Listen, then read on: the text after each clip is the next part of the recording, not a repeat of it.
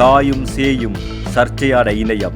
இலங்கையைச் சேர்ந்த பிரபல சிங்கள மாடல் அழகி பியூமி ஹன்சாமாலி தனது 19 வயது மகனை இடுப்பில் தூக்கி வைத்து கொஞ்சம் வீடியோவை வெளியிட்டு இணையத்தில் பெரும் விவாதத்தை கிளப்பியுள்ளார். ஆரம்பத்திலிருந்தே கவர்ச்சியான புகைப்படங்கள் மற்றும் சர்ச்சைக்குரிய வீடியோக்கள் மூலம் ரசிகர்களை ஈர்த்து வந்த இவர் தற்போது தனது மகனுக்கு 19 வயது ஆகிவிட்டதை குறிப்பிட்டு இதுவே நான் அவனை தூக்கும் கடைசி முறை என வாசகத்துடன் இந்த வீடியோவை பகிர்ந்துள்ளார்.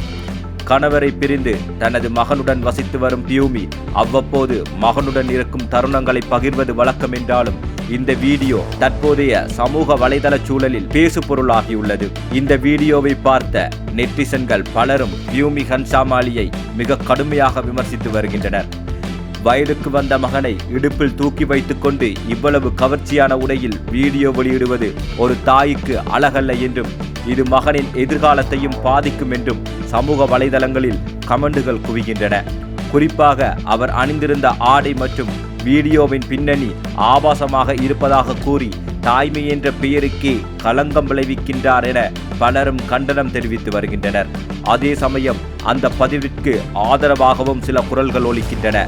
பெற்ற தாய் தனது மகனை தூக்குவதில் என்ன தவறு இருக்கின்றது என்றும் உருக்கமாக பதிவிட்ட கருத்தை புரிந்து கொள்ளாமல் சிலர் தேவையில்லாமல் விமர்சிப்பதாகவும் ஆதரவாளர்கள் பதிவிட்டு வருகின்றனர்.